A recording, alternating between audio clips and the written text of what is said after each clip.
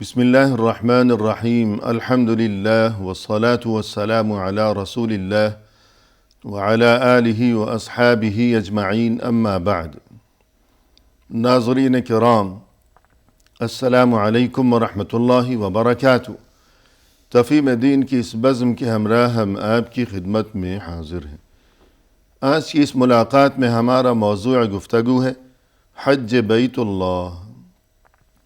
حقیقت یہ ہے کہ یہ حج دین اسلام کی اہم ترین عبادات میں سے ہے، اور جو کہ ارکان اسلام میں سے ایک اہم ترین رکن ہے، بلکہ مزید یہ کہ حج در حقیقت تمام اسلامی عبادات کا مجموعہ ہے۔ یہ ایسی عبادت ہے کہ جس میں ہر عبادت کی جھلک اور خوشبو نمایاں نظر آتی ہے۔ اس سے قبل گزشتہ ملاقات کے موقع پر ہم اپنے محترم مہمان جناب شیخ عبدالحمید ظفر الحسن صاحب، جو کہ آج کی اس ملاقات میں بھی ہمارے ساتھ تشریف فرما ہیں، ان کی زبانی ہم کافی استفادہ کر چکے ہیں۔ آج کی اس ملاقات میں آئیے ناظرین کرام اسی سلسلے کو مزید آگے بڑھایا جائے۔ السلام علیکم شیخ۔ وعلیکم السلام ورحمۃ اللہ وبرکاتہ۔ ہماری بزم میں آپ تشریف لائے، جو کہ یقیناً ہمارے لیے بہت ہی باعث مسرت ہے۔ ہم آپ کا خیر مقدم کرتے ہیں، جزاکم اللہ خیرا۔ وإیاکم، مبارک اللہ فیکم۔ آمین یا رب۔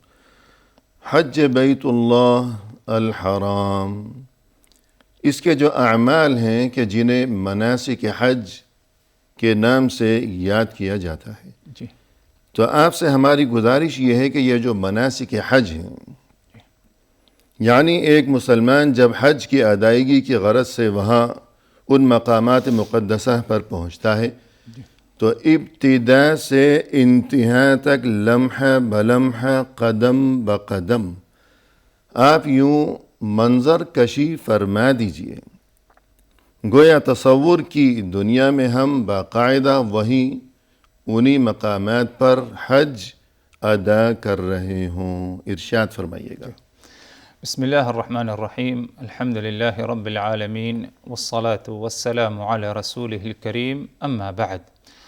اللہ تبارک و تعالی پر حمد و ثنا اور اس کے نبی کریم صلی اللہ علیہ وسلم پر بے شمار بے حد بے عدد درود و سلام کے بعد، حج کا جو طریقہ ہے، صفت حج، مناسک حج، تفصیل میں جانے سے پہلے اس بات کا ذکر کرنا ضروری ہے کہ حج کی 3 قسمیں ہیں، جی، یا حج جیسی عبادت 3 طریقے سے ادا کی جا سکتی ہے۔ صحیح۔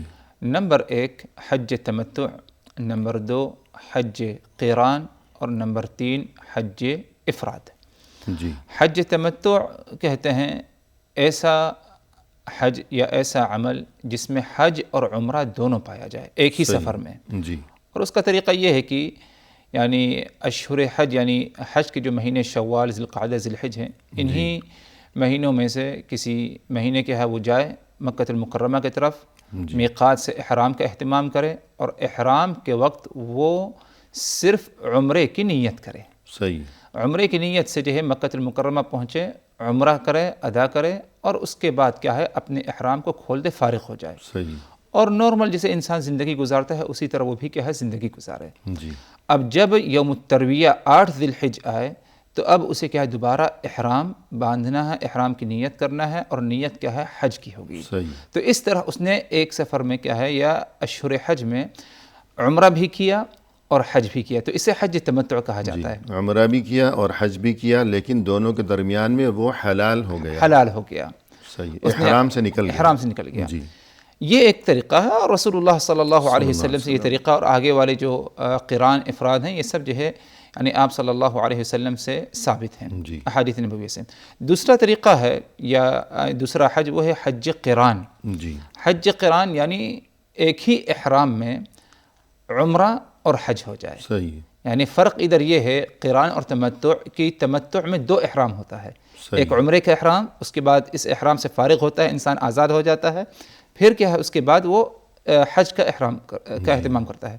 لیکن حج قران میں ایک ہی احرام میں عمرہ بھی کرے اور حج بھی کرے. جب عمرہ کر کے فارغ ہو تو اسے احرام نہیں کھولنا, بلکہ وہ حج کا مناسک یا حج کے اعمال مسلسل وہ احرام میں ہی احرام رہے گا یہاں تک کہ حج کے مکمل اعمال ادا کر چکے. جی, اس کے بعد وہ اپنے آپ کو احرام سے فارغ کرے گا.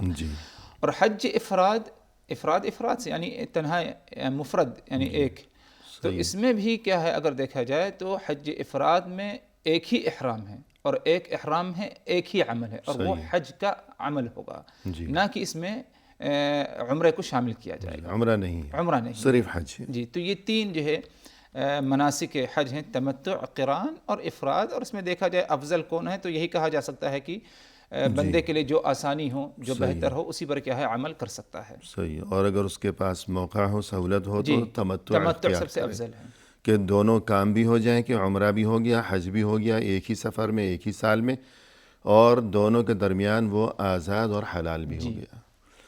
تو فرض کیجئے کہ حاجی میقات پر پہنچا ہے اس مبارک سفر کے دوران, تو وہاں پہنچ کر وہ کیا کرے گا؟ جی, میقات مختصراً وضاحت کر دی جائے. کچھ مخصوص مقامات رسول اللہ صلی اللہ علیہ وسلم نے متعین کیے ہیں حجاج کے لیے, حاجیوں کے لیے, کہ ادھر سے جب گزر ہو تو اسی مقام سے کیا ہے آپ کو احرام کا اہتمام کرنا ہے. مختلف مقامات ہیں. اب جب میقات کو پہنچے, جو آپ صلی اللہ علیہ وسلم نے محدود کیا, ان میں سے کسی بھی میقات پر پہنچے تو اسے کیا ہے ادھر احرام کا اہتمام کرنا ہے. اور احرام کے اہتمام کے لیے ظاہر سے بات ہے غسل کرنا افضل ہے, مستحب ہے. غسل سے فارغ ہونے کے بعد اسے اگر ممکن ہے تو خوشبو کا استعمال کر سکتا ہے. وہ اپنے بدن پر لگانا چاہے, اپنے سر پر لگانا چاہے, لیکن احرام کے کپڑے پر نہ لگائے. احرام کپڑے پر نہ لگائے. اور اسی طرح صفائی ستھرائی بدن کی ہے, اگر کچھ بال وغیرہ بڑے ہیں, بدن کے کسی حصے کے ناخن وغیرہ بڑے ہیں, تو ان کو بھی کیا یعنی نظافت اور طہارت, پاکیزگی اختیار کرنا میقات سے. اب اس کے بعد کیا ہے, اور بالخصوص اس لیے بھی ناخن اور بال وغیرہ کاٹ لینے چاہیے کہ اس کے بعد آگے چند روز اس کے لیے یہ سب کچھ ممنوع ہے اس کے لیے. صحیح, محظورات احرام میں سے ہے. المہم اگر اس نے پاکیزگی صفائی ستھرائی کا اہتمام کیا, اب اس کے بعد وہ کیا ہے احرام کا کپڑا پہن لے. اور وہ دو چادریں ہوتی ہیں غیر سلی سلائی, ایک نیچے کے لیے اور دوسرا کیا ہے اپنے بدن کے اوپری حصے کے لیے. یعنی ایک ازار ہے, ایک رداء ہے. ایک ازار اور دوسرا رداء, ایک جسم کے نشیبی حصے میں, ایک بالائی حصے میں. صحیح ہے. اب اگر احرام کا کپڑا اس نے اپنے بدن پر رکھ لیا تو اب اس کے بعد جو ہے وہ احرام کی نیت کرے. نیت تو عموماً ہے لیکن تلبیہ کا ہے, اور تلبیہ یہ کہ لبیک اللہم عمرہ اگر اس نے تمتع کا ارادہ کیا ہے, اور اگر اس نے قران کا ارادہ کیا ہے لبیک اللہم عمرتن وحجن, اور اگر صرف افراد کی اس نے نیت کی, اس کی نیت ہے تو صرف اور صرف کیا ہے لبیک اللہ حجن کہے, یا صرف لبیک حجن کہے, یہ بھی کیا ہے جائز ہوگا. تو یہاں مختصر یہ تنبیہ بھی مناسب ہوگی کہ بہت سے لوگ جو کہ مثلاً ہوائی سفر کیا کرتے ہیں, تو کوئی گھر سے ہی احرام باندھ رہا ہے, کوئی ایئرپورٹ سے باندھ رہا ہے, کوئی جہاز میں باندھ رہا ہے, تو ایسے حضرات کو یہ بات یاد رکھنی چاہیے کہ اگر اس نے گھر سے ہی وہ مخصوص لباس پہن لیا, کہ جو دو چادریں ہیں احرام کا لباس, لیکن اسے چاہیے کہ شاید وہ گھر سے ہی پہن لے یا ایئرپورٹ سے, کہ معلوم نہیں راستے میں پھر یہ لباس بدلنے کا موقع ملے نہ ملے, رش ہوگا لوگوں کے سامنے, میں کہاں جاؤں گا, کہاں بدلوں گا.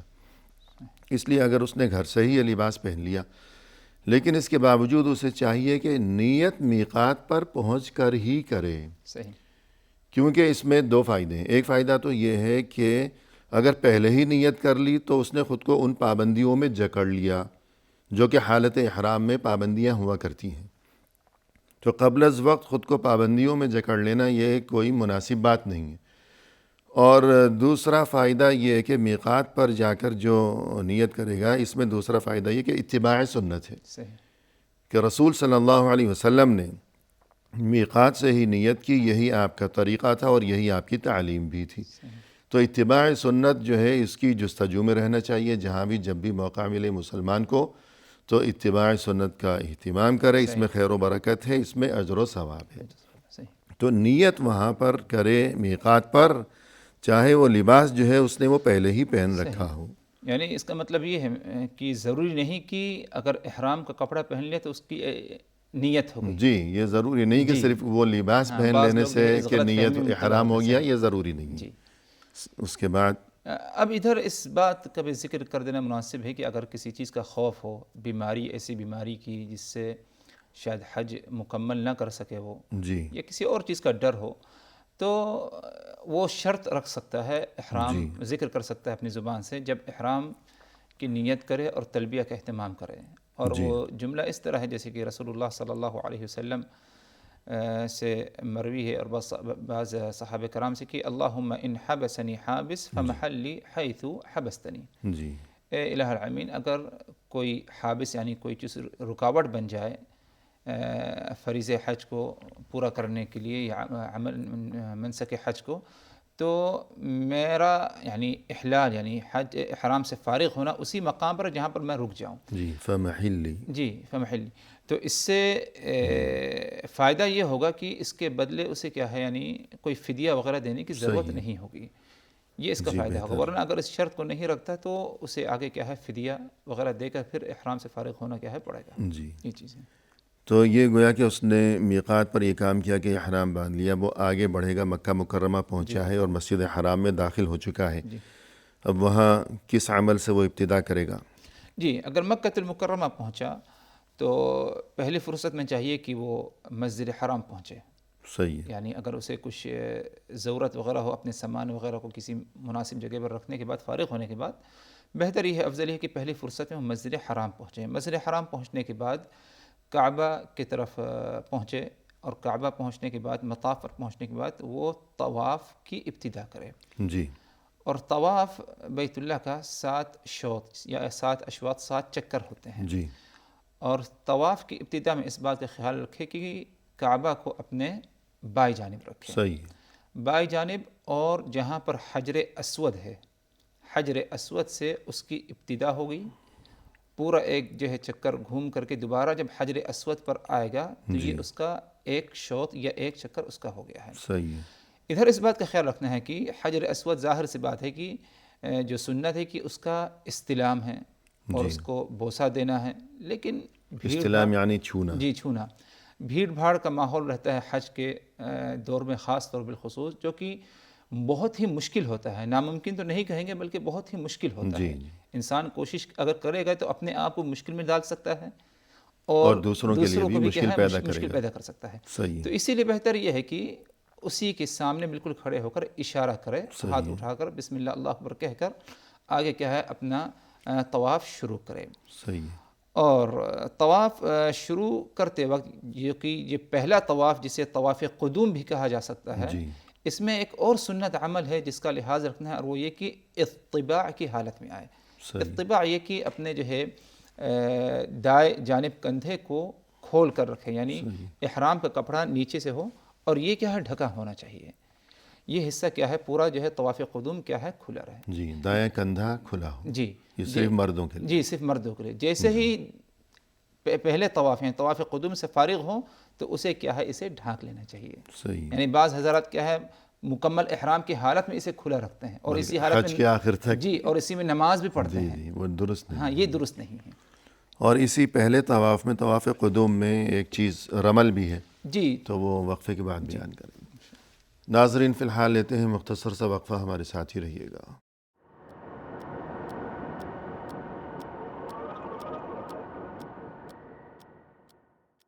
ناظرین کرام، وقفے کے بعد ہم حاضر خدمت ہیں، آئیے سلسلہ گفتگو کو آگے بڑھایا جائے اپنے محترم مہمان کی زبانی۔ شیخ، وقفے سے قبل جیسے کہ آج کی اس ملاقات میں ہمارا موضوع گفتگو ہے حج بیت اللہ کے اعمال کی انجام دہی، طواف قدوم یعنی جو کہ سب سے پہلا حج ہوا کرتا ہے، اس میں ایک مخصوص عمل ہے جسے رمل کہا جاتا ہے، جی تو اس بارے میں کیا تفصیل ہے؟ جی رمل سے مراد یہ کہ طواف قدوم میں جس طرح اس نے اپنے ایک کندھے کو یعنی دائیں کندھے کو کھولا ہے، اسی طرح طواف قدوم میں رمل سے مراد کی اپنے چھوٹے چھوٹے کیا ہے قدم رکھے، یعنی جیسے کہ نارمل اس کے عام چال ہے چلنے کی ویسے نہ چلے بلکہ قدموں کو کیا ہے اپنے چھوٹے چھوٹے کیا ہے رکھے، یہ بھی کیا ہے رسول اللہ صلی اللہ علیہ وسلم سے ثابت ہے، یہ اگر ممکن ہو، اگر ممکن ہو، ورنہ ضرورت نہیں، کوئی فرض اور واجب نہیں بلکہ ایک سنت عمل، یہ بھی صرف طواف قدوم میں ہے، یعنی جو پہلا طواف ہے اور صرف مردوں کے لیے، اور طواف قدوم کے بھی صرف پہلے 3 چکروں میں، جی 3 چکروں میں، اس کے بعد طواف ہی سے متعلق مزید کچھ فرمائیے گا۔ جی ایک اہم نقطہ جس کی طرف اشارہ کرنا ضروری ہے طواف میں، وہ یہ کہ دوران طواف انسان اپنے آپ کو دنیاوی باتوں سے یعنی پرہیز کرے اس سے جی اور دنیاوی کاموں سے، اور خاص طور پر جیسے کہ آج کا زمانہ موبائل فون وغیرہ ہے، کوئی فوٹو میں تصویر میں بزی ہے یا فون ریسیو کرنے میں اس کا جواب دینے میں مشغول ہے، اس سے اجتناب کرنا چاہیے، کیونکہ طواف ایک قسم کی نماز کی جیسے ہے، جس طرح نماز میں انسان کو ہر کام سے فارغ ہو کر نماز ہی کی طرف متوجہ رہے، اسی میں مشغول رہے، اسی طرح طواف میں رہی بات اپنے آپ کو کس میں مشغول رکھے نا، ذکر و اذکار، جو پیارے پیارے کلمات ہیں، اذکار ہیں، استغفار ہیں، کچھ نہیں تو کم از کم کیا ہے قرآن کی تلاوت بھی کیا ہے، جو زبانی صورتیں اسے یاد ہیں، سورہ الفاتحہ اور دیگر صورتیں، ان کو کیا ہے پورے طواف پڑھتے رہے۔ البتہ اتنا ضرور ہے کہ جب رکن یمانی اور حجر اسود، رکن یمانی کعبہ کا وہ حصہ، وہ کونا، وہ زاویہ جو حجر اسود سے پہلے پڑتا ہے، جب رکن یمانی پر پہنچے اور حجر اسود، اس کے درمیان، ان دونوں کے رکن کے درمیان اسے ربنا آتنا فی الدنیا حسنہ وفی الآخرۃ حسنہ وقنا عذاب النار، اس دعا کا اہتمام کرنا ہے۔ یہ مسنون ہے، مسنون ہے، باقی پورے طواف میں کوئی بھی دعا کوئی بھی دعا پڑھ سکتا ہے، کسی خاص دعا کا التزام تسبیحات ضروری ہاں نہیں، تسبیحات وغیرہ کا اور اگر اہتمام کر کچھ بھی نہ پڑھے تب بھی کوئی حرج کوئی نہیں، حرج نہیں اس میں۔ اور یہ کہ دعا پڑھنی چاہیے، لیکن مخصوص کوئی دعا، مخصوص کتاب، اور یہ کہ ہر طواف میں الگ سے دعا، تو ایسا کوئی ثبوت نہیں ہے۔ لوگ اپنے آپ کو بعض دفعہ کیا ہے تکلف میں ڈالتے ہیں، یعنی کتابیں لے کے چڑھتے ہیں، اور جو ہے یعنی ایسی ایسی دعائیں جو ان کو خود سمجھ میں نہیں آتی، اور ایک آدمی پڑھ رہا ہے اور اس کی فیملی ہے یا جو بھی اس کے ساتھ ہیں، پیچھے اس کے بچے، وہ گویا کہ دہراتے جا رہے ہیں اور وہ کچھ سمجھتے بھی نہیں ہیں، اور غلط سلط بھی ہو جاتا ہے، تو اس تکلف کی کیا ضرورت ہے؟ جو اپنے دل میں جو دعا آ رہی ہے آدمی وہ دعا مانگے۔ اور اس کے بعد طواف سے جو فارغ ہو چکے، طواف سے فارغ ہونے کے بعد پہلا کام تو یہ کرے کہ اپنے احرام کو، یعنی جو چادر ہے وہ اپنے دونوں کندھوں پر رکھ لے، سینے کا حصہ کیا ہے وہ ڈھانپ لے، صحیح ہے، اور اس کے بعد اگر ممکن ہو تو مقام ابراہیم، جو کہ حج کے موسم میں ناممکنات میں بھی سے ہوتا ہے، جی، لیکن اگر ممکن ہو جیسے کہ عمرہ ہے، حج تمتع ہے، تو مقام ابراہیم کے پیچھے، ورنہ حرم مسجد حرام میں کہیں پر بھی کھڑے ہو کر 2 رکعت نفل نماز کا اہتمام کرے۔ صحیح، اور اس 2 رکعت نفل نماز میں ظاہر سی بات ہے کہ سنت جو ثابت ہے کہ پہلی رکعت میں سورہ الفاتحہ کے بعد قل یا ایھا الکافرون، دوسری رکعت میں سورہ الفاتحہ کے بعد قل هو اللہ احد، اور اگر کوئی اور سورت پڑھتا ہے کوئی حرج نہیں، لیکن یہ سنت عمل ہے، نہیں بھی پڑھے تو اس کا حج یا عمرہ ہو جائے گا، لیکن بہتر ہے کہ طواف ہو گیا۔ جی صحیح ہے، اب طواف سے فراغت کے بعد اور 2 سنتیں بھی پڑھ چکا، اب اس کے بعد مزید آگے طواف سے فراغت کے بعد اسے رخ کرنا ہے صفا پہاڑی کی طرف، صفا مروہ کی سعی کرنا ہے، ابتدا صفا سے کرنا ہے۔ اور اس کی نشانی ویسے تو کسی سے بھی پوچھا جا سکتا ہے، وہاں بورڈ بھی لگے ہوئے ہیں، لیکن ایک آسان سی نشانی یہ کہ جو حجر اسود ہے جہاں سے طواف کی ابتدا کی تھی اس کے بالکل مقابل سامنے راستہ اس کے لیے صفا ہے۔ جی، ادھر جانے کے بعد پہاڑی پر یا اونچائی پر چڑھ سکتا ہے تو ٹھیک ہے، ورنہ ادھر علامت موجود ہے جہاں سے کیا ہے سعی کی ابتدا ہوتی ہے، جہاں ایک وہ جالی سی لگی ہوئی ہے، جی جالی جہاں سے وہ ویل چیئر والے یوں گھومتے ہیں، جی وہاں تک چلے جانا بھی کافی ہے۔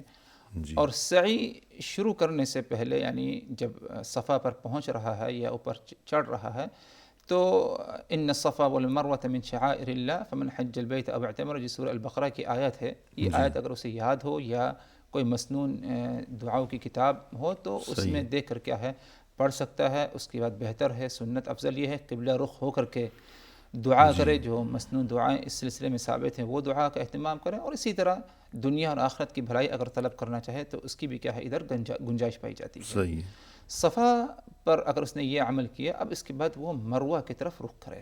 جی، اب جب مروہ کی طرف جا رہا ہے تو اس بات کا خیال رکھنا ہے کہ سبز جو ایک مخصوص جو ہے علاقہ نشانی لگی ہوئی ہے، ایک سبز لائٹ ہوگی یا دیواروں کا رنگ اسی کلر کا ہوگا، تو اس درمیان کیا ہے اسے دوڑنا ہے۔ صحیح، یعنی ایک اعتدال کی راہ اختیار کر دوڑنا ہے، اور یہ مردوں کے لیے ہے نہ کہ عورتوں کے لیے۔ صحیح، اور اگر بسہولت ممکن ہو، ورنہ اگر بھیڑ بھاڑ رش ہے تو اس میں کیا ہے ضرورت نہیں ہے۔ جی، مروہ پر پہنچے، مروہ پر پہنچنے کے بعد وہی عمل کرے، قبلہ رخ ہو کر کے دعا کا اہتمام کرے، ہاتھ اٹھا کر کے۔ اب مروہ سے پھر کیا ہے صفا کی طرف آئے، تو یہ جانا ایک چکر ہو جاتا ہے اور آنا کیا ہے دوسرا چکر ہو جاتا ہے، یوں 7 چکر مکمل تو گویا کہ ابتدا اس کی صفا سے ہو اور اختتام اس کا سعی کا مروہ پر ہو. جی، یعنی اگر درمیان میں وہ بھول گیا تو اسے نشانی یوں یاد رکھنی چاہیے کہ اس کا جو 7واں چکر ہے اس کا اختتام مروہ پر ہونا چاہیے، تو گویا کہ وہ اس کی گنتی، اس کا حساب صحیح ہے. صحیح. اور یہ صفا اور مروہ پر جو کھڑے ہو کر قبلہ رخ ہو کر دونوں ہاتھ اٹھا کر دعا کرنا جو کہ سنت ہے، جی تو پورے سفر حج میں 6 ایسے مقامات ہیں جی کہ جہاں قبلہ رخ ہو کر دونوں ہاتھ اٹھا کر دعا مانگنا سنت ہے کھڑے ہو کر. جی تو ان 6 مقامات میں سے یہ پہلے 2 مقامات جی ہیں. صفا اور مروہ. صحیح. جی، باقی 4 مقامات آگے آئیں گے. تو یوں گویا کہ اس کی سعی ہو گئی. جی. اس کے بعد مزید اب ادھر اگر اس نے حج تمتع کا ارادہ کیا تھا جی تو اس کے بعد جو ہے اپنے سر کے بال منڈوا لے یا چھوٹے کرا لے اور احرام سے اپنے کیا ہے فارغ ہو جائے گا وہ. صحیح ہے.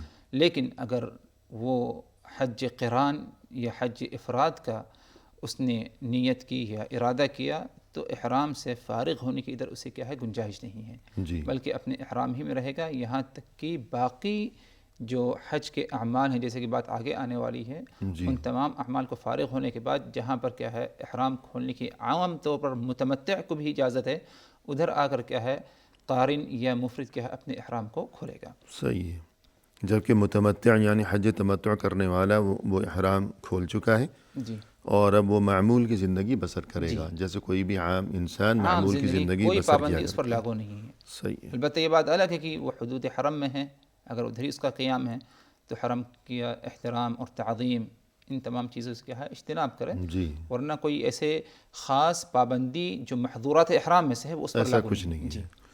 اب اس کے بعد یہ کہ اب یہ دونوں یعنی تمتع کے مطابق حج کرنے والا بھی اور حج قران کرنے والا بھی وہی مکہ میں ہی موجود ہیں، حتیٰ کہ 8 ذو الحجہ کا دن آ گیا جی جسے یوم الترویہ کہا جاتا ہے. جی اب کیا کریں گے یہ سبھی لوگ؟ جی 8 ذی الحج کو جو یوم الترویہ ہے، جنہوں نے حج کا ارادہ کیا، جیسے متمتع مثال کے طور پر مکہ میں کہیں پر مقیم ہے، جی تو وہ احرام کا اہتمام کرے گا. صحیح. کہاں سے احرام باندھے گا؟ جس جگہ موجود ہے وہ صحیح، یعنی میقات نہیں جائے گا. میقات جانے کی ضرورت نہیں ہے. جہاں وہ اپنے جس گھر میں ہے یا ہوٹل میں ہے جی وہیں سے وہ نیا احرام باندھے گا حج کے لیے. جی اور انہی چیزوں کا اہتمام کرے جو پہلی دفعہ اس نے احرام کے اہتمام میں کیا ہے جی اہتمام کیا ہے، غسل ہے اور صفائی ستھرائی کا معاملہ ہے. صحیح ہے.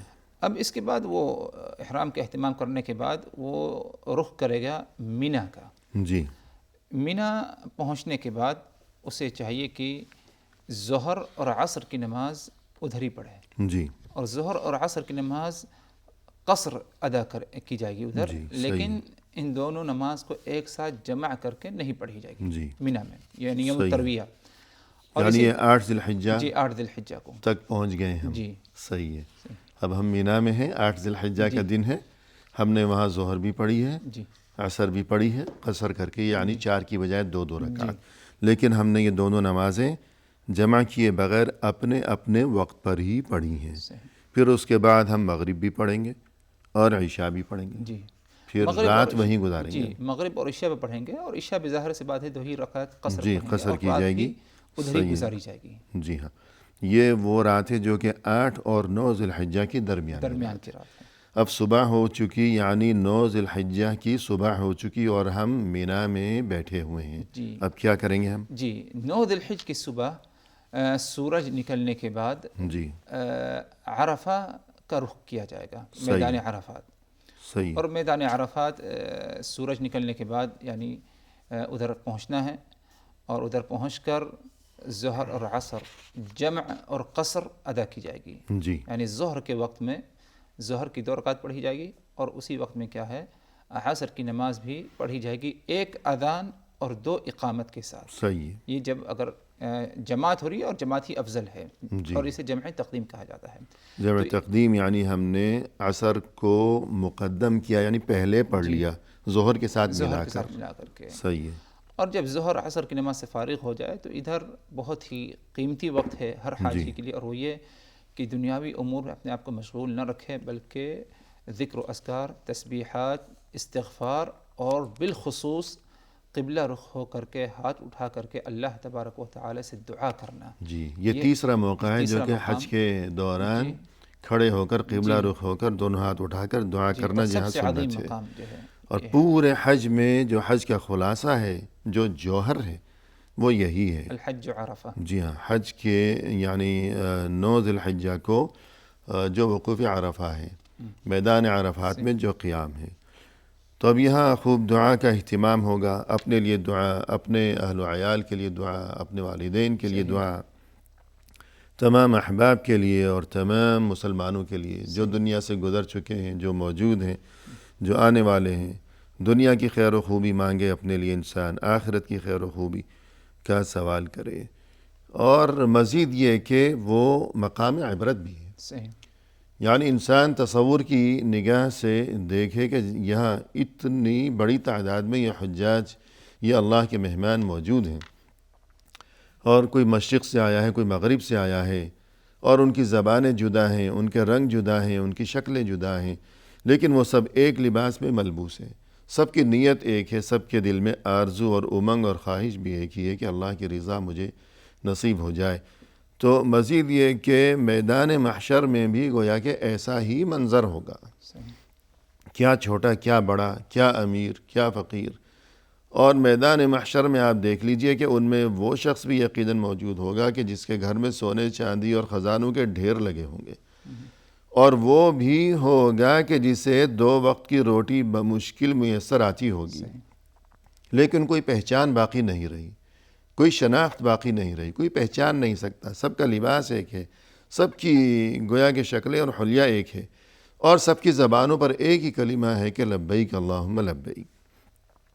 تو عبرت حاصل کرے، دعا مانگے، اور تصور کی نگاہ سے دیکھے روز محشر ہم اسی طرح وہاں سب انسان جمع ہوں گے، لباس ہم سب کا وہی ہوگا، کفن کا لباس جو کہ احرام کا لباس ہے۔ تو یہ عبرت حاصل کی جانی چاہیے، نہ یہ کہ وہاں فضول وقت ضائع کیا جائے۔ اب یہاں یہ گویا کہ 9 ذی الحجہ کو جو کہ یوم عرفہ ہے، جو کہ اہم ترین عمل ہے حج کا، وہاں ہم نے وہ دن گزارا۔ صبح وہاں پہنچے تھے مینا سے، پھر دوپہر ہوئی، پھر شام ہوئی، پھر کیا کیا جائے گا؟ جی، جب شام ہو گئی میدان عرفات میں تو غروب شمس کے بعد، جی غروب یعنی سورج ڈوبنے کے بعد، ہم عرفات سے نکلے مزدلفہ کی طرف۔ صحیح ہے جی، ایک وقفہ لیتے ہیں۔ جی، ناظرین فی الحال لیتے ہیں ایک مختصر سا وقفہ، ہمارے ساتھ ہی رہیے گا۔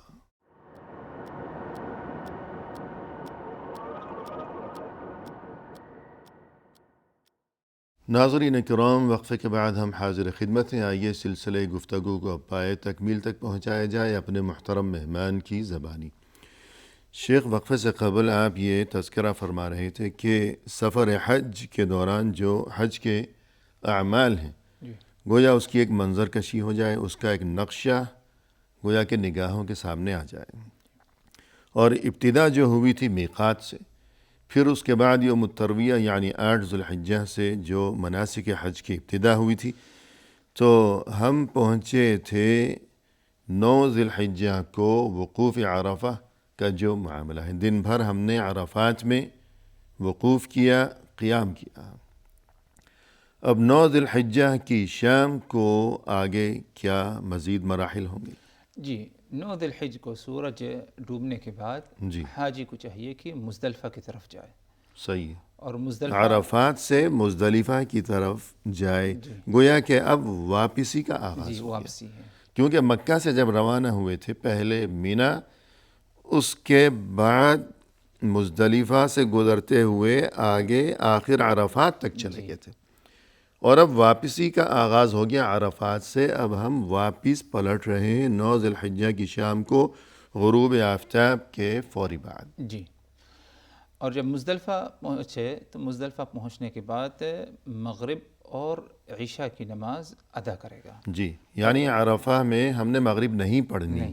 صحیح ہے، مغرب اور عشاء اسے چاہیے کہ بہتر ہے کہ مزدلفہ پہنچ کر پڑھے، اور ادھر بھی ایک ساتھ پڑھے مغرب کے ساتھ، یعنی جمع تقدیم، جمع تاخیر، جی ہاں، کہ مغرب کو مؤخر کرے یہاں تک کہ جب عشاء کا وقت ہو جائے جی تو پہلے مغرب کی نماز پڑھے، پھر اس کے بعد کیا ہے وہ عشاء کی نماز ادا کرے گا، اور قصر ادا کرے گا عشاء کی نماز، جی 2 رکعت۔ اور ظاہر سی بات ہے وتر کی نماز پڑھی جائے گی، کیونکہ رسول اللہ صلی اللہ علیہ وسلم نے ہر حال میں، سفر ہو حضر ہو، آپ نے کہا ہے وتر کی نماز پڑھی ہے۔ جی، اور اس کے بعد اسے چاہیے کہ وہ آرام کرے، سو جائے، یہاں تک کہ جب وہیں یعنی مزدلفہ میں مزدلفہ ہی میدان میں، جی میدان مزدلفہ میں، یہاں وہاں کوئی ٹینٹ وغیرہ نہیں ہے، جی جو بھی ہے جیسا بھی ہے جس کو جہاں جگہ ملی ہے صحیح، وہ وہیں زمین پر گویا کہ سو جائے، آرام کرے۔ اور جب نماز فجر کا وقت ہو تو نماز فجر ادا کی جائے گی، جی یعنی یہ رات کوئی ایسی رات نہیں کہ جس رات کو جاگ کر کوئی مخصوص عبادت کا اہتمام کیا جائے، ایسا کچھ نہیں۔ ہاں یہ عام بات ہے کہ انسان اگر تہجد وغیرہ کا اہتمام کرتا ہے اپنی عام زندگی کے حساب سے جو اس کا معمول ہے تو اچھی بات ہے، لیکن کوئی عبادت کی مخصوص رات نہیں، آرام کرنے کی رات ہے، یہاں یعنی حج کا کوئی عمل نہیں کوئی ہے اس حج کا رات عمل میں۔ نہیں ہے۔ جی جب نماز فجر کے لیے اٹھے تو نماز فجر ادا کرے اور اس کے بعد اسے چاہیے کہ دعا اور ذکر و اذکار میں مشغول ہو جائے یہاں تک کہ سورج نکل آئے۔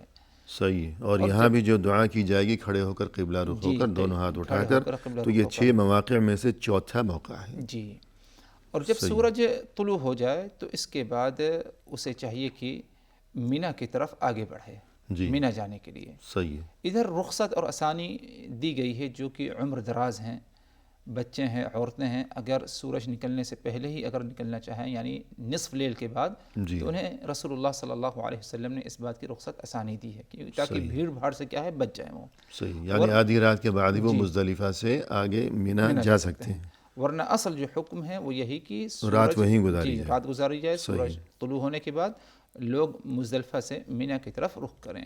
اب یہ صبح ہو گئی ہے، یہ کون سی تاریخ ہے ذوالحجہ کی؟ یہ 10 ذو الحجہ، یعنی عید الاضحیٰ کا دن، صحیح ہے کہ غیر حاجیوں کے حق میں کیا ہے عید الاضحیٰ قربانی کا دن ہے۔ جی 10 ذوالحجہ کی صبح کو مزدلفہ سے اب ہم آگے بڑھے کہاں؟ مینا کی طرف، مینا کی طرف، اور صحیح ہے، مینا پہنچ کر سب سے اہم عمل جو کرنا ہے وہ رمی جمرہ ہے، صحیح، اور اس دن صرف ایک ہی مقام پر پہنچ کر کے رمی کرنا ہے، جی کیونکہ 3 مقامات ہیں، جمرہ کبریٰ، وسطیٰ اور صغریٰ۔ جی تو جمرۃ العقبہ جو کبریٰ جو بڑا ہے ادھر پہنچ کر کیا ہے ہمیں 7 کنکریاں کیا ہے مارنی ہیں ادھر یا پھینکنی ہیں۔ یعنی جو پہلا دن ہے 10 ذوالحجہ، جب ہم مزدلفہ سے پہنچے ہیں صبح کے وقت تو اس پہلے دن ہم نے صرف ایک جمرے پر کنکریاں مارنی ہیں، جی ایک جمرے پر، اور یہ جمرہ کبریٰ ہے، بڑا جمرہ، جی، اور اس کی علامت یہ ہے کہ ہم جو چلے آ رہے ہیں پیچھے مزدلفہ سے مینا پہنچے ہیں تو ہمارے لیے یہ مینا کی طرف سے سب سے آخری جمرہ ہے، مکہ کی طرف۔ جی ہاں، ہم نے پہلے جمرے کو بھی چھوڑنا ہے، دوسرے کو بھی چھوڑنا ہے، وہاں کچھ نہیں کرنا، آخری پہ جا کر ہم نے رمی کرنی ہے پہلے دن۔ اور اس کا وقت رمی کا اگر دیکھا جائے تو طلوع فجر سے لے کر کے یعنی دوسرے دن طلوع فجر سے پہلے ہے، صحیح ہے، اور ادھر رمی کرتے وقت یعنی 7 کنکریاں ہیں، اور ہر دفعہ جب رمی کریں یعنی پھینکیں تو تکبیر کا اہتمام کرنا چاہیے، اللہ اکبر کہتے ہوئے کیا ہے رمی کی جائے۔ جی تو یہ رمی ہو گئی، اب رمی کے بعد رمی سے فارغ ہونے کے بعد اپنے سر کے بالوں کو منڈوانا ہے، یعنی جس کے ذمہ قربانی ہے وہ قربانی کرے گا، جی، اور اس کے بعد جو ہے سر کے بال منڈوائے گا یا کتروائے گا، اور جس کے ذمہ قربانی نہیں ہے یعنی جو حج افراد کرنے والا ہے تو وہ رمی کے بعد جو ہے بال اپنے منڈوائے گا یا کتروائے گا، اور اس کے بعد کیا کرے گا؟ طواف افاضہ ہے، صحیح ہے، طواف افاضہ مکہ المکرمہ جا کر طواف کرے، طواف افاضہ، اور جس نے سعی نہیں کی تھی جیسے کہ قارن اور مفرد ہیں انہیں کیا ہے سعی بھی اس کے ساتھ کرنی ہوگی۔ صحیح ہے، تو ادھر اگر یعنی اس نے رمی کر لی، طواف وغیرہ کر لیا اور حلق کر لیا تو وہ گویا کہ یعنی تحلل اول اسے کیا ہے حاصل ہو گیا۔ جی یعنی 10 ذوالحجہ کو مزدلفہ سے مینا پہنچنے کے بعد جب اس نے رمی کر لی اور اس کے بعد سر مونڈ لیا، جی، قربانی اس کے ذمہ تھی تو قربانی کے بعد حج مونڈا، قربانی نہیں تھی تو اس نے جب سر مونڈ لیا 2 کام ہو گئے، رمی بھی ہو گئی، سر بھی مونڈ لیا، اب وہ احرام سے آزاد ہو گیا، اب نہائے دھوئے اپنے معمول کے کپڑے پہنے اور اس کے بعد وہ مکہ جائے طواف افاضہ کے لیے۔ صحیح، تو گویا کہ یہ 10 تاریخ بھی یوں گزر گئی، اس کے بعد آگے 11 تاریخ، جی 11 تاریخ کو جو کرنا ہے وہ یعنی مینا ہی میں رات گزارے، وہ 11ویں رات جو ہوتی ہے یعنی 10 اور 11 تاریخ کے درمیان کی رات مینا میں گزارے، اور صبح ہونے کے بعد اسے چاہیے کہ دوبارہ پھر رمی کے لیے جائے، جی ظہر کے بعد، جی ظہر کے بعد، جی اور اس دن جو رمی کی جائے وہ صرف ایک نہیں بلکہ تینوں کو رمی کرنا، تینوں جمرات کی رمی جی کی جائے گی، صغرا جو چھوٹا ہے اور وسطیٰ اور کبرا، تینوں کی کیا ہے رمی اس دن ہوگی، اور تینوں کو کیا ہے ساتھ ساتھ کنکریاں، اور ہر دفعہ کیا ہے اللہ اکبر کہتے ہوئے کیا ہے کنکری کو پھینکنا ہے۔ اور پہلا جمرہ اور دوسرا جمرہ جو ہے ان دونوں کی رمی سے فراغت کے بعد پھر اس کے لیے سنت ہے کہ قبلہ رخ ہو کر اور ہاتھ بلند کر کے کھڑے ہو کر وہاں دعا کرے۔ تو یہ 6 مقامات مکمل ہو گئے کہ حج کے دوران جہاں کھڑے ہو کر قبلہ رخ ہو کر ہاتھ اٹھا کر دعا کرنا مسنون ہے۔ آخری جمرے کی رمی کے بعد دعا نہیں کرے گا۔ جی تو یہ 11 تاریخ ہو گئی، اور اس کے بعد 12 تاریخ، جی 12 تاریخ کو بھی وہی کرے گا جو اس نے 11 تاریخ کو جس طرح کیا ہے۔ صحیح ہے، اور اگر کوئی چاہے تو 13 کو بھی، ورنہ اگر چاہے تو 12 کو وہاں سے اب وہ گویا کہ نکل سکتا ہے۔ تو اس کے بعد گویا کہ یہ اس کا حج مکمل ہو گیا۔ جی اور آخری کام کیا ہوگا اس کے دن میں وطن روانہ ہونے سے پہلے؟ جی سب سے اہم کام جو وطن روانہ ہونے سے پہلے یا مکہ المکرمہ سے واپسی، حج سفر سے واپسی کا جب ارادہ ہو جائے، اس کا وقت قریب آ جائے، تو وہ بیت اللہ کی طرف یعنی کعبہ کی طرف جا کر حج طواف وداع کا اہتمام کرے گا، یعنی الوداعی طواف۔ جی جس طواف کے بعد اسے مکہ میں ٹھہرنا یہ درست نہیں اس کے لیے۔ ہاں البتہ یہ بات الگ ہے کہ تیاری کرنے میں، کھانے پینے میں کچھ جو ہے ٹائم لگ جائے سامان کو سمیٹنے میں، ورنہ باقاعدہ ٹھہرنے کی نیت اگر ہو تو طواف الوداع نہ کریں۔ جی جیسے کوئی مہمان آتا ہے یا ہم اگر کسی کے گھر جائیں ملاقات کے لیے مہمان بن کر، تو ایسا تو نہیں ہوتا کہ پہلے ہی مل کے بیٹھ گئے اور جانا ہے کل پرسوں، بلکہ جتنا ہو سکتا ہے کہ آخری وقت پر، بلکہ بالکل گویا کہ دروازے پر چوکھٹ پر باہر الوداع ہوتا ہے۔ تو یہی معاملہ یہاں بھی ہے۔ تو یہ تو الحمدللہ گویا کہ حج مکمل ہو گیا۔ حج کے تمام اعمال آپ نے بیان فرمائے، ابتدا سے انتہا تک تصور کی دنیا میں، میقات سے لے کر جو ہے طواف وداع تک، یہ تمام اعمال بخیر و خوبی مکمل ہوئے۔ لیکن ہمیں اس بات کو بھی یاد رکھنا چاہیے کہ یہ جو ماہ ذو الحجہ ہے، اس میں اگرچہ یقیناً حج بیت اللہ یہ اہم ترین عبادت ہے، لیکن اس مہینے کی یہ جو اہمیت ہے اور جو فضائل ہیں، تو کوئی یہ نہ سمجھے کہ یہ تمام تر معاملہ صرف ان لوگوں کے ساتھ مخصوص ہے کہ جنہیں اللہ نے سعادت بخشی ہو، جو وہاں حج کے لیے گئے ہوں، اور باقی ہم لوگ اگر یہاں بیٹھے ہوئے ہیں، ہم نہیں جا سکے، تو گویا کہ ہمارے لیے ذوالحجہ کی کوئی اہمیت نہیں، ایسی بات نہیں۔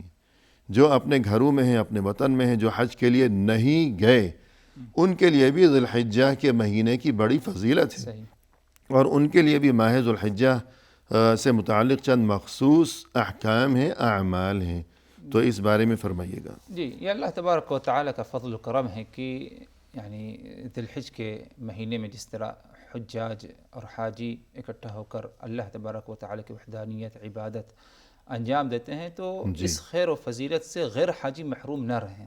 تو اللہ تبارک و تعالیٰ نے غیر حاجیوں کے لیے بھی کچھ اعمال کیا ہے رکھے ہیں، جن کے ذریعے ان ایاموں کی فضیلت وہ حاصل کر سکتے ہیں۔ جی اور اس سلسلے میں اگر دیکھا جائے عشر ذی الحجہ عموماً اس کی جو فضیلت آتی ہے، یہی کیا کم ہے کہ اللہ تبارک و تعالیٰ نے اس عشرے کی قسم کھائی ہے، جیسے کہ ارشاد باری تعالیٰ والفجر ولیال عشر، قسم ہے فجر کی یعنی فجر کے وقت کی، ولیال عشر، اور اسی طرح قسم ہے 10 راتوں کی۔ صحیح۔ مفسرین کے ایک جماعت 10 راتوں کی ادھر جو وضاحت بیان کرتی ہے، کہتی ہے کہ 10 راتوں سے مراد ادھر عشرہ ذی الحجہ ہے۔ جی اور اسی طرح اللہ تبارک و تعالیٰ یعنی ذی الحجہ کے ابتدائی 10 دن اور 10 راتیں۔ ابتدائی 10 دن۔ صحیح ہے۔ اور اسی طرح اللہ تبارک و تعالیٰ نے اور بھی دوسرے مقامات پر وَيَذْكُرُ اسْمَ اللَّهِ فِي أَيَّامٍ مَعْلُومَاتٍ کی معلوم ایام، ان میں کیا ہے اللہ تبارک و تعالیٰ کا ذکر اور اللہ تبارک و تعالیٰ کو یاد کیا جائے۔ صحیح ہے۔ تو ایام معلومات کی تفسیر میں حضرت ابن عباس رضی اللہ عنہ فرماتے ہیں کہ اس سے مراد ذی الحجہ کا پہلا عشرہ ہے، جی کہ ان دنوں میں اللہ کا ذکر اور ہر قسم کی عبادت زیادہ اس کا اہتمام کیا جانا چاہیے۔ جی صحیح ہے۔ اور اللہ کے رسول صلی اللہ علیہ وسلم نے بھی ان ایاموں میں یعنی بالخصوص عمل صالح کا اہتمام کرنے کی ہمیں ترغیب دی ہے. جی آپ صلی اللہ علیہ وسلم کا فرمان کہ ما من ایام العمل الصالح فیہن احب الی اللہ من هذه الایام العشر، جی کہ تمام تر ایاموں میں عمل صالح کا اہتمام کرنا اللہ تبارک و تعالیٰ کے نزدیک سب سے زیادہ محبوب یہ 10 دن، جی یعنی یہ ذی الحج کا پہلا عشرہ ہے. صحیح ان ایاموں میں اعمال صالحہ کا اہتمام کرنا جو اللہ کے نزدیک محبوب پسندیدہ ہے وہ کسی اور دن میں نہیں ہے. جی تو آپ صلی اللہ علیہ وسلم سے پوچھا کہ یا رسول اللہ یہاں تک کہ جہاد فی سبیل اللہ نہیں؟ آپ نے کہا کہ ولا الجہاد فی سبیل اللہ، صحیح یہاں تک کہ جہاد فی سبیل اللہ کبھی وہ مقام و مرتبہ نہیں، الا کہ اگر کوئی شخص نکلا ہے اور کوئی چیز اس کی لوٹ کر کے نہیں بلکہ اسے شہادت نصیب ہوئی جی تو اس قسم کا مجاہد یعنی افضل ترین ہو سکتا ہے، ورنہ عام طور پر نہیں ہے. صحیح اور آپ صلی اللہ علیہ وسلم نے ان ایام میں یعنی کثرت سے عمل صالح کا جب حکم دیا تو اعمال صالحہ میں ہر قسم کا عمل صالح داخل ہے، جس میں قرآن کی تلاوت ہے، نوافل کا اہتمام ہے، اور کثرت سے نفل روزوں کا اہتمام ہے. اور نفل روزوں میں بھی بالخصوص 9 ذی الحج کا روزہ جسے یوم عرفہ کہا جاتا ہے.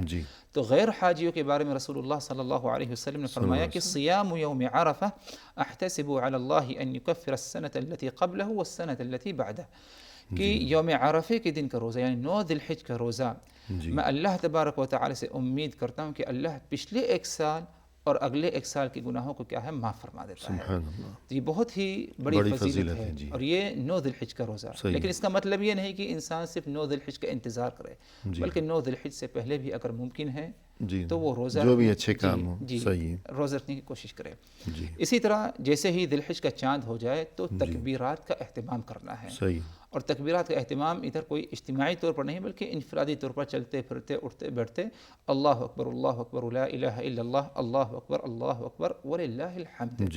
یہاں تک کہ جب عرفہ کا دن آ جائے تو عرفہ والے دن بعد نماز فجر تکبیرات مقید کا اہتمام کیا جائے، یہاں تک کہ ایام تشریق گزر جائے. نمازوں کے بعد تکبیر اہتمام 5 وقت نماز کے بعد. اور اسی طرح بالکل مختصر قربانی کے بارے میں. قربانی بھی ایک اہم عمل جو کہ عید الاضحیٰ اور ایام تشریق میں جو ہے انجام دی جا سکتی ہے. اس کے بارے میں رسول اللہ صلی اللہ علیہ وسلم کی سنت ہے، آپ نے اپنی زندگی میں قربانی کیا، صحابہ کرام کو رغبت دی، اور اس پر کیا ہے بہت ہی زیادہ فضائل بھی آپ صلی اللہ علیہ وسلم نے کیا ہے بیان کیے ہیں. صحیح ہے. اور قربانی سے اصل مقصود یہ ہے کوئی اپنی ناجائز خواہشات کو قربان کر دینا.